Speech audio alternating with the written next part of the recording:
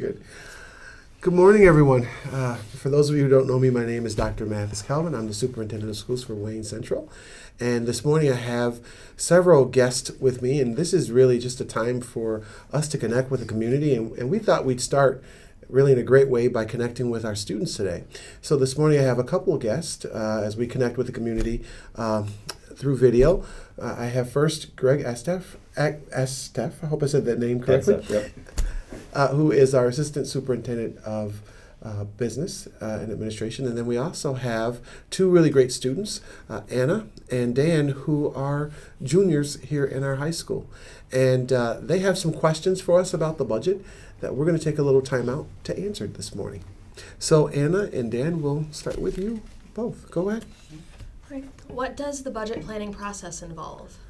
Okay, so lots of work goes into the budget planning process. There is time where we sit and look at all of our expenditures for the last school year and this current school year, and then where we need to go to in the next school year. And what we do is we really take the budget apart in three pieces. We look at the capital portion, and then we look at our program needs, and then we look at our administrative needs. And then together, between Greg and I and the Board of Education and our community, we spend time really putting together what it is that we need in terms of the critical pieces for the next school year. Greg, you want to add to that a little bit?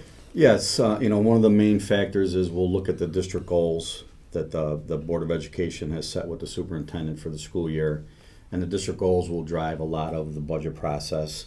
We'll also look at our enrollment estimates for the next year, how many students we're going to have.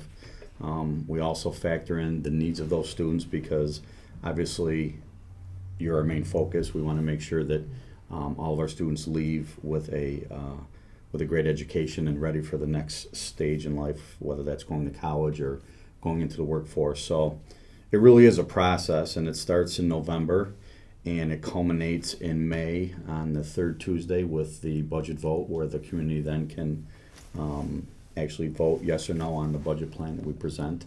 There's a lot of collaboration with our administrators. They're in charge of all the buildings, so they have a very good handle on what the student needs are. And it's really a balancing act. We try to balance meeting the different needs of our students, but also making sure that our budget is affordable to our community, who has to support it through taxation. So. And it's a balancing act, and we spend about 4 or 5 months putting it together, and hopefully it culminates in a successful vote at the end. There we go. Okay. Thank you. Mm-hmm. And with that, are there any unique circumstances that the district is facing as we plan next year's budget? Yes, there are a number of unique circumstances that we're facing. So there's about a list of 11 things, and we'll go over a couple of them. The first is the Ginna nuclear power plant. We recently were notified by Ginna that in the middle of next school year, they might possibly close the plant. And so as we consider our budget this year, our process this year for the next year's budget, we are looking very closely at the entire Ginna situation, and we want to really make sure that we have enough in the budget so that we can meet the needs of our students if there was possible closure with Ginna. The sales tax issue, you want to talk about the sales tax piece? Yeah, sales tax, we're one of, I believe, 5 or 6 counties in the state where the county of Wayne shares the sales tax with the school districts. But obviously, if Ginna were to shut down, Ginna is by far probably the largest taxpayer in the county of Wayne as well as in our district. We get about almost 15% of our revenues from Ginna. So if you just do the simple math of if 15% of your revenues all of a sudden is not available, it has a big impact. And all of the supervisors in Wayne County have been, very good about supporting schools and sharing the sales tax, but they've also been very realistic that if Ginna were to shut down, they're also going to face a loss of revenue. And how will they balance their budgets and meet the needs of their constituents? So there is a very real chance that they might take the sales tax away from the school districts if they lose the Ginna revenue. So that's something that could be a big factor for us as well. Absolutely. Now, in terms of state support, districts all across the state are looking for the state ed department to continue to support them wholeheartedly in terms of the aid that they provide for the districts. One of the things that we're looking at now is the GEA piece. Many districts several years ago, all of the districts had monies that were taken from them really by the state to support and bail out the state. And to date, all of those funds have not been fully given back to districts. And so we're hoping that in this day and time that the state will do what they said they would, which is to provide the GA for all districts, hopefully in this year.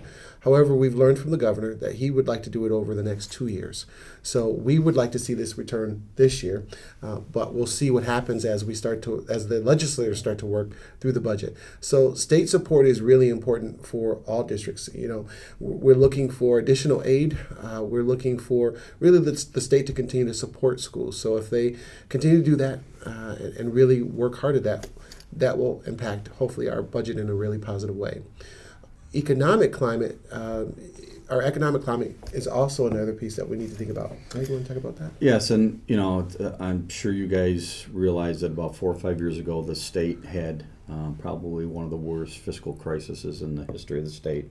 That's when the gap elimination piece that the superintendent just talked about. So basically, the state could not afford the money that they had promised the school districts by mathematical formulas. So they let the formulas run and said, here's what you would get if we paid by the formula. But then they had a number that was less than that they could afford, and they put a negative number in there to balance it out. And that happened probably about 5 years ago when the state's economy fell apart. We're still recovering from that, and so we have not gotten all that money back. So over that time, we've lost probably about $2 million a year. And so we've had to absorb that loss in revenue by other means, and we've been able to do it without cutting program, because that would have a big impact on you guys. Because then there'd be less offerings for you guys. Be it extracurricular or electives or whatever you guys need to take that next step. So, and then it's not, and it's the state, but it's also the local businesses around. I mean, when the economy's struggling, it's all over the place. So. The new businesses that are starting up are not as many as there's been in the past. So we are in a recovery phase, but it's been very slow. It went down really quick, and the rebound has been very slow. So, and that has a big impact on the money that we get from the state. So, one other thing, Greg, that's been going on is that will play an impact on our budget is this whole lake levy, the lake level issue that's out there. Can you talk a little bit more about that? Yes, the supervisor for the town of Ontario, John Smith, came and presented to the board about a year ago, and there's an issue going on right now with the level of Lake Ontario, and obviously Lake Ontario is one of the Great Lakes, so it's a big body of water. There's a lot of communities that like Ontario that actually where that's on their border, and there's some discussion about raising the lake level about 2 feet. And it has to do with power, generating power up by the St. Lawrence Seaway. If that were to occur, then there's going to be a lot of what's now land along the lakefront that would be underwater. So for instance, they said about half of Soda's Point would literally be underwater if they raised the lake level by 2 or 4 feet. I'm not sure of the amount. So right now it's not happening, but there's been a lot of discussion about it, and they're getting input from all the different stakeholder groups. But you can imagine that if you lived along the lake, or if you lived on Soda's Point, or any of the communities there, and all of a sudden a large part of your property is gone because the water level's that much higher, that's going to have a big impact on the value of the property, which then has an impact on us, because when property values go down, then it makes it harder for us to raise money through taxing those properties. There you go. So. Aside from that, we're also in a time where the state is really enacting a pretty aggressive tax levy limit. This is, in the past, it's been that you could not raise your taxes higher than 2% or the CPI basically. Mm-hmm. And this is one of the first times where they've said there would be basically a tax freeze. There's no raising at all, except for a small amount that might be. Can you share about that a little bit? And the tax cap formula, what the state was trying to, it's not a secret that New York State has one of the highest tax rates in the country. Part of that is a factor of New York City being one of the biggest cities in the world. But they felt that the high tax rate was driving businesses away. So as government usually does, they tried to intervene, and they felt by trying to control the amount of or the ability for districts to tax people, they could help keep taxes down. So they enacted a formula, and the media, it's an 8-step formula. So if you think about your mathematics classes, you know, it's a formula that follows all these different steps here that you have to go through. And one of the steps that you go through is it takes 2% or the cost of living, whichever is less. And cost of living, you guys probably know from your schoolwork, is they call it the CPI, Consumer Price Index. Well, right now inflation is very low. It's 0.12%. So by the formula, we can one of the steps in raising the taxes, we can go up less than 1%. So that's very limiting for us to be able to balance what we need to support the expenditures for, you know, we have to, you know, people are getting salary increases, there's health insurance increases, there's a lot of things that go up on the expenditure side of our budget, but we're very limited on our ability, you know, even though the taxpayers vote on our budget proposal, the state felt that it was appropriate to put this formula in there, which really is very limiting. So when CPI is very low, it's good for consumers because that means you're not paying. I mean, look at how much you're paying for gas. A few years ago, you're paying $4, and now it's like $2, which is great for everybody. Unfortunately, for us, as far as raising money to support educating you guys, it's not such a good thing. So, so it's something we have to work through, and you know, the media has kind of named it the 2% tax cap, but really 2% is just one piece of an 8-step formula, and it's 2% or CPI, whichever is less. So it's not even a step on its own, but that's, you know, just the name that the media kind of grabbed onto. So, and the other thing is when they call it that, everybody hears that. So, you know, even if you follow the formula, like last year, Wayne followed the formula, and by formula, we could have raised our taxes. I think it was 4.8%. But the public expects 2% because that's what they've heard in the newspaper and on the news. So then we spend a great deal of time trying to explain why it's not 2%, that we're really following the formula and the law. You know, so we have to kind of help educate our people so that they know that we're following the proper steps. But it does have an impact on the amount of money we can raise to support the education for the students. Great. You know, just a couple other things that are affecting the budget is our enrollment. We are really just at about approximately 2,300 students. But one of the things that we know here at Wayne is that we've been losing students over the last couple of years. And so, you know, the cost of educating students, you know, goes up depending on how many, or it could go down depending on how many students that you have. Currently, we are graduating more students than we're bringing in. So that certainly will have an impact on the budget and the outcomes around budgeting. And then we have, cost for kids who have disabilities in our district. We want to make sure that all of our students' needs are met. Our special education numbers have risen. And when we have more kids who come in because of the great work that we're doing, it does cost us additional funds. And so we know that we have to make sure that we meet the needs of all kids, and that's what we want to do. So that certainly will play an impact in terms of the cost for meeting the needs of kids with disabilities. And then with regard to our facilities, we want to make sure that our facilities continue to be maintained and that they're top-notch so that our students have a great place to really learn in each and every day. And so that, you know, making sure that the facilities are kept up, that cost. And so we want to make sure that that's in our budget. And then our last piece is really around health. In order to be able to provide health and benefits for our staff, we want our staff to be healthy. We have to pay for that. And every year, health costs continue to rise, and they go up and up. And so that's one of the things that we have to keep our eye on as well as we do in the budget. You want to talk a little bit about health cost? Yeah, I'm sure it's no surprise to even you guys. You've heard about, they call it Obamacare. So really, at the federal government level, there's been a lot of discussion and disagreement on how do we fix the issue of health care in our country so that everyone has good coverage. So the national average, I mean, if you're doing the same thing this year that you did last year for health insurance, you can expect to pay 10% more than you paid last year. By the time all the different components get their 2 or 3% increase in there. So, it's something that is big news for the whole country, and it's a major cost for us as a school district because it has an impact on our ability to attract good teachers. If you don't have benefits that are very competitive with other school districts, they might go somewhere else instead of coming to Wayne. So we always want to hire the best and the brightest to be able to teach you guys so you guys can succeed at your level, and health insurance plays a role in that. There we go. So, what are the different components of the budget? So a few years ago, the state, there's over 700 school districts in the state of New York, and each school district probably had their own way of presenting the budget. So the state tried to get involved once again and tried to simplify it by splitting the budget into 3 major components.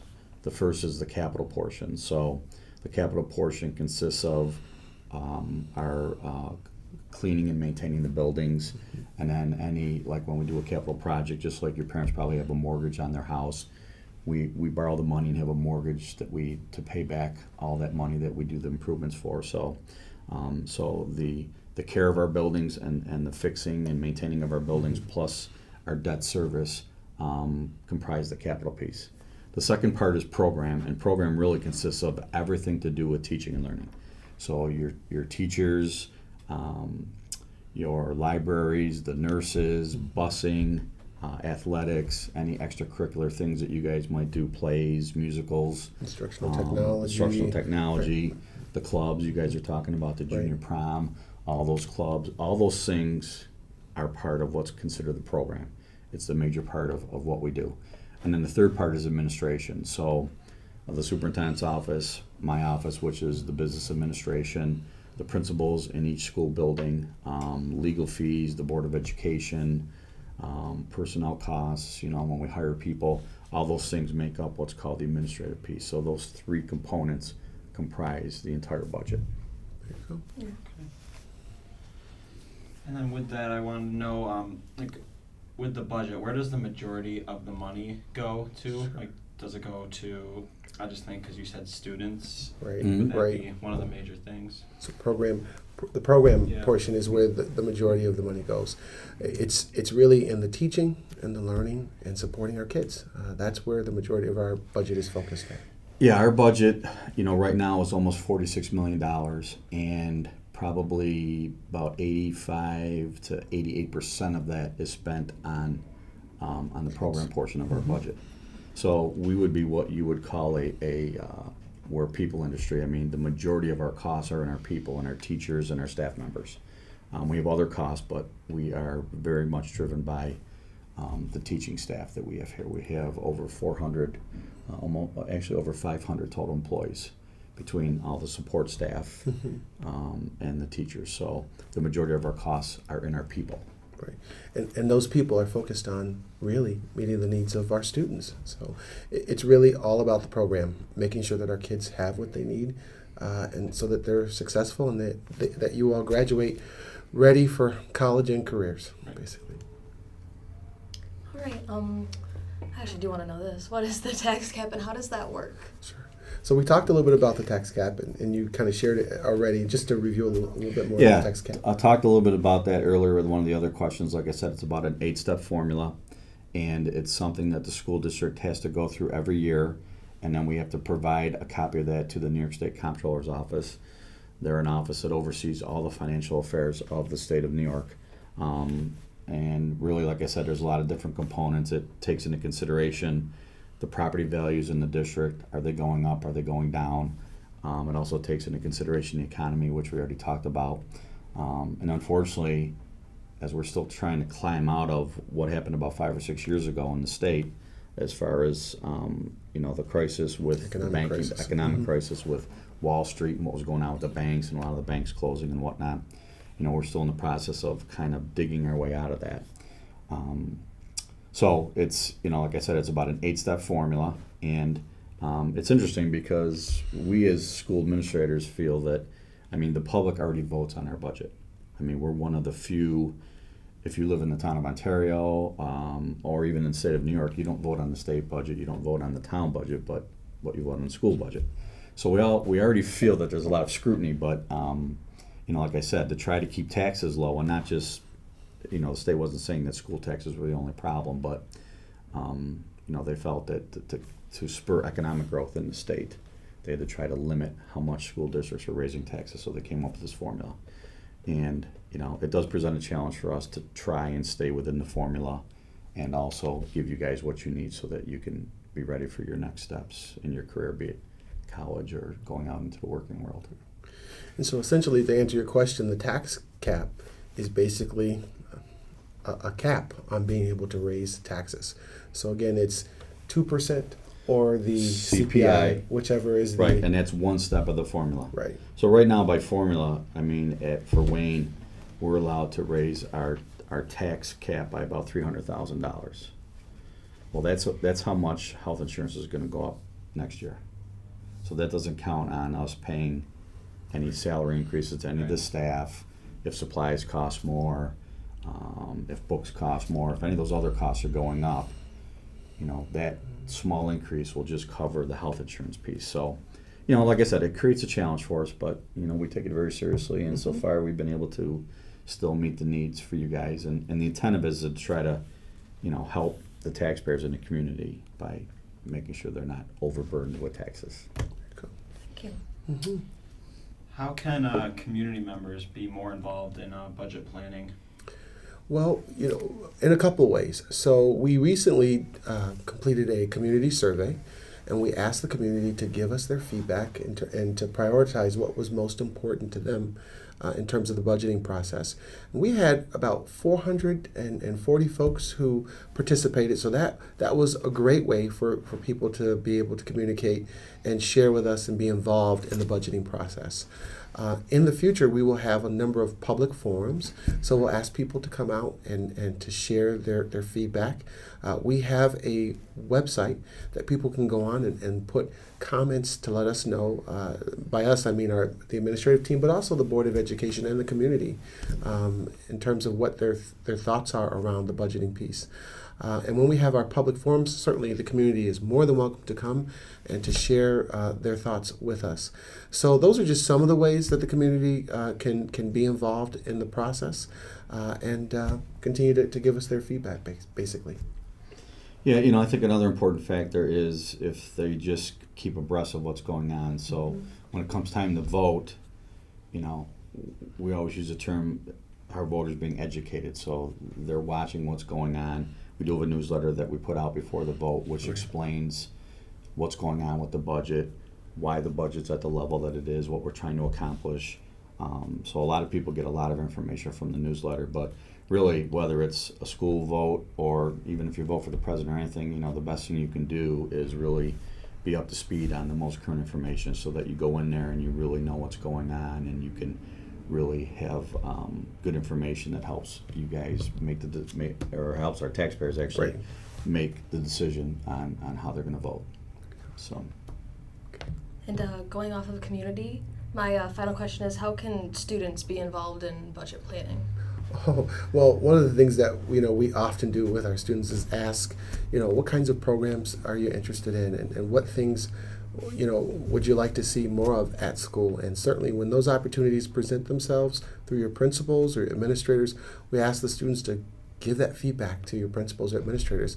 The other thing that's really great is, when you see us, even as administrators in the hallways, we'd love to hear from you in terms of what you'd like to see us do better or do more of. So giving us your feedback is the critical piece, helping us to understand what things that what kinds of sports, what kinds of activities you'd like to see here at school, and then also, what you like to do in your future.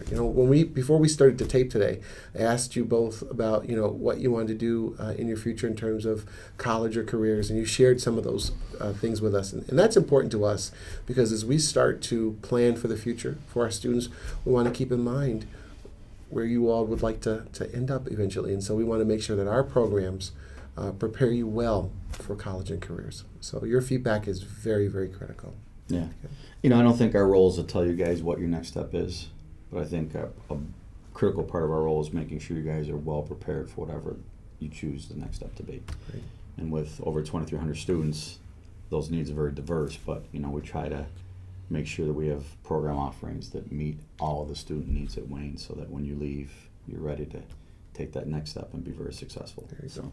So your feedback is really important to us. So when we have those feedback opportunities, we ask you to give us all the information that you can, basically. Okay. Thank you. My pleasure, my pleasure. Any other questions today? Are you all good? I think we're all set, yeah. Awesome. Well, let me thank you both for spending time with Greg and I, Mr. Atseff and I today. We appreciate you coming and sharing with us your questions. And this is just the first of a number of online discussions that we'll be doing and video discussions that we'll be doing with community members. And I'm so grateful that today we're able to start with our students, the heartbeat of our organization. So thanks again for Thank you, coming. guys. We really Thank you appreciate so it. much. Absolutely.